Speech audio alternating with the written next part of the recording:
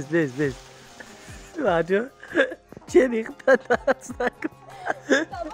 انا پیش گو یکم برفتگی. رفتیم 1 2 3.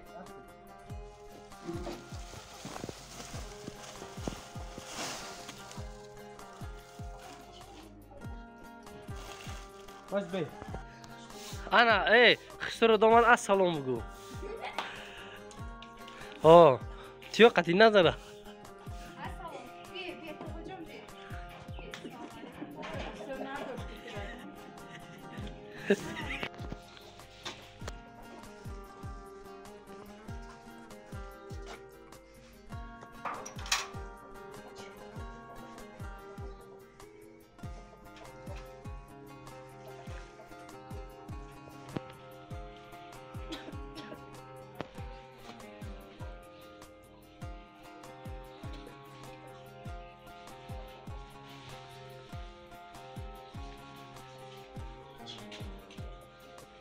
سای اینا نگاه کنین میتونه نگاه کنین ای تاخر اومده و بای پرشان فکر دیگه برای که کی ماهین میاد رول امجا بسیار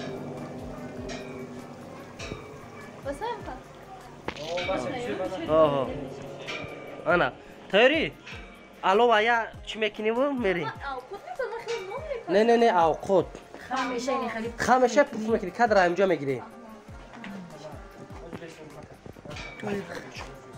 ما خشی گرم نمیزنم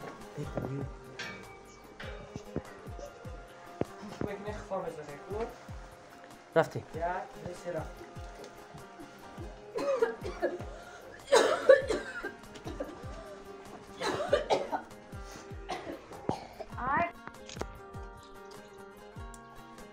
بچه وعلیکم سلام اینجا در خونه کشم رحیم قشلاقشون در کجا هست؟ اینجا همه هم خونه اینجا خونه است مالی خیر سه مرجی آمه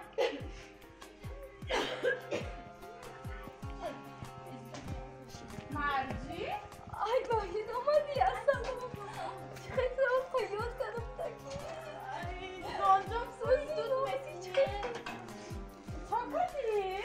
خیلی زندگی سوزا معلومه یعنی احوال چی شد؟ سیاه؟ ممکنه اونجا دار ندیدم شد چی خیلی اسمه؟ میشه واسه با خوش میشیدی من بیومد رو خیال کردم همه ساز هیچ چقدر خوشه ساز شوخه یاد اختادم اینجا خیلی رومت کردم نه هیچی روم نکردیم پروست همونجا اوقات کردستم کنیش نه چی خیلی همه ساز دی مادر جان من از خودی مهر محبت مادر را ندیدم از شما احترامانه خواهش میکنم که مهر محبت مادر را به من نشان دهید من به شما مهر محبت فرزندم هیچ وقت چک نشم بجای دخترم هستی من تو رو بیگانه فکر نمیکنم رحمت مادر جان بیاید ما خود جای شما رو کمتر این هیچ با دخترم نه هیچ گپ نه شوهر من مادری کو رحمت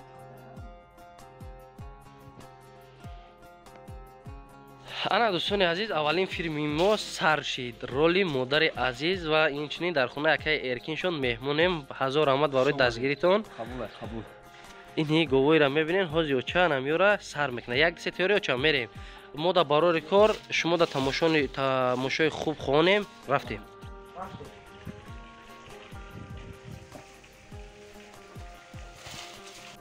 کاشکی بچه جان کاشکی بچم مبارکت شوه خرسند شدم به خدای کاشکی که خیلی کنی خیلی بگو کجا برم دختری کی را کلم کنم کجا برم نه عروسی اوی در ابشی بچه ای انا خدو ترسو سه میگیم بدونی 1 2 3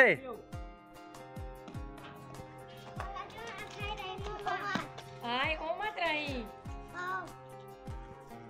برای ارکینجون برای او عزتش اینا اپای مرجونا بونو اپای مهینه بونو مادر شیرینی من زنده باشه.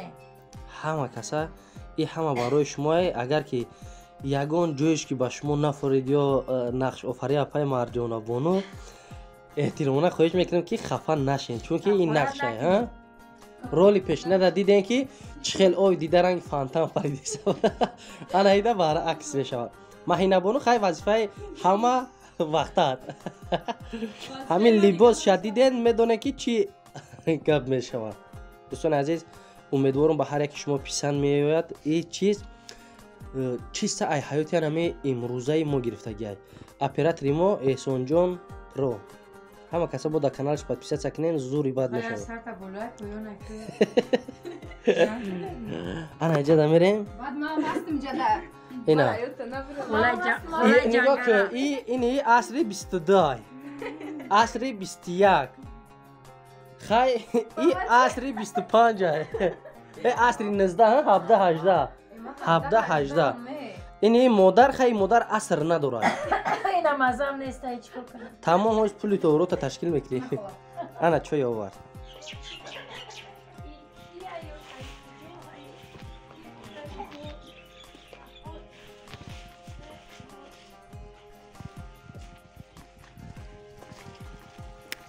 مرجان بس نشون بس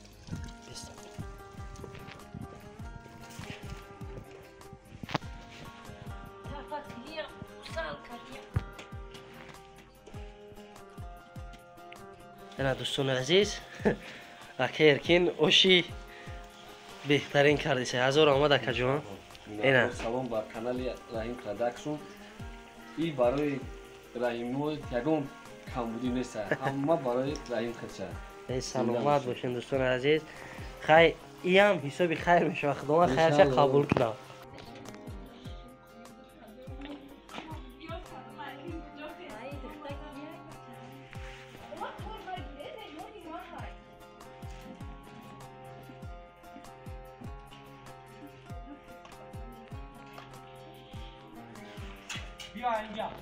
عزیز اوش گفتگی ما اومد سلام کراستی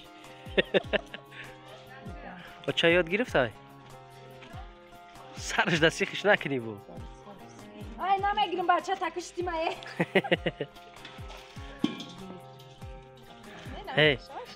هی اوچا زنک نوزجان داویده کرده ایجا بیو با داویده کد گریست ای سر چیکار میکنی بچه‌م برای چی برای اینجا آوردی؟ مادر جان من از خودی مهر محبتی مادرم را ندیدم البته دخترم و جای فرزندم باشه ایسای اینا نگاه کنین میتونه نگاه کنین ای تاخر آمدم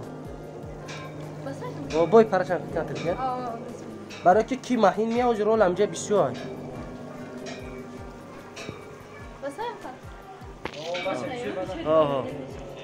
انا تایری الو سلام درود با کلی تماشابینان دومی سامانه رحیم پروداکشن دوستان عزیز چیکار که هر یک شما در کامنت در بسیار فیلم های تربیتی منایسین که یک فیلم اوید زندگی علمی مردمی که در فدراسیون روسیه ان شاء الله ما همراه این حال یکم سر میکنیم و یکی اینجا در خونه یکی اینجا شهر وحدت قرار داریم هزار رحمت برای نون و نمکشون برای احترام عزتشون دیام رولی که همراه ما بازی میکنند یکی از بهترین شخصیتایی که در همه فیلم ها رولی مادری ما را بازی کرده این چنین باز مادر جان عزیز در همین فیلم نقش مادری عزیز دارد و این چنین همسر نازنین ما مرجان بونو که در بسیار نقش مرا دستگیری میکنه مقصد این رول ای ما خاطر اپای مرجان هم چو دوست هم چو رفیق یک شخصیت بهترین و اپای مدینه بونو چهره که در کانال ما به نهایت مردم میشناسن میدونن در اینجا هم میزنم کوری بدبختانه شده میکنم متاسفانه از شما احترامانه خواهش میکنم که این زندگی دیگران را ایشون میتونید در حقیقتا خیلی نیست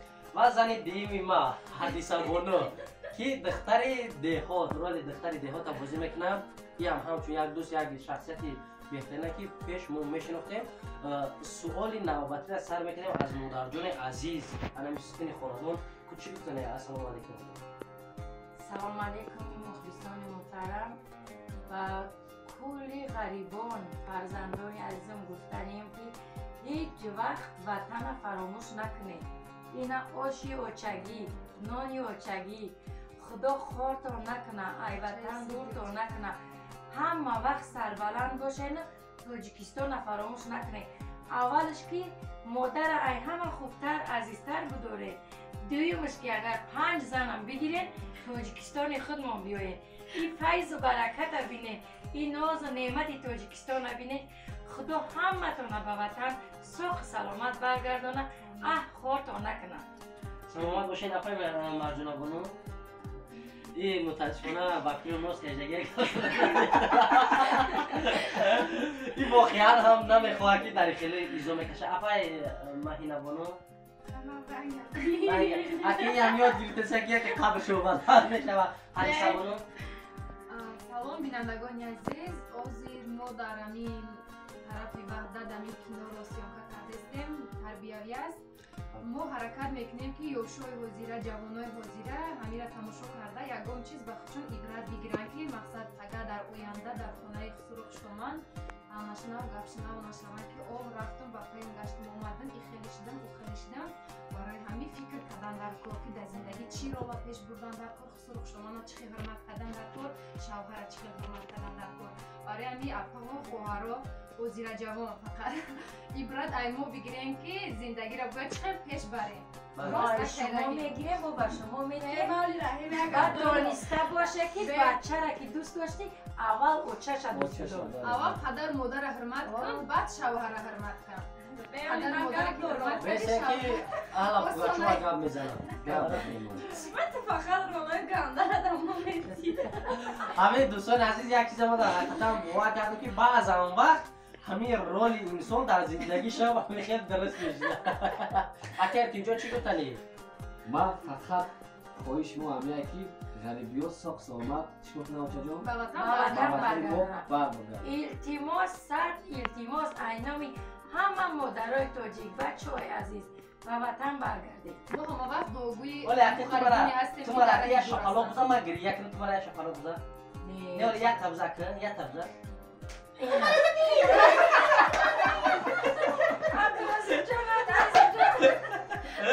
غریبا با پیش سرچی. دوستان عزیز الله نگهبان تماشای همش به خاطر شما به خاطر پناه الله باشین. تا برنامه‌های آینده فقط از شما احترام خواهش می‌کنم که دستگیری کنید که این همش برای شما دوستان عزیز. خیر تا برنامه با شما هستیم رحیم زیایی و اهل گروه. خب نظمونی بچه های همه غریبان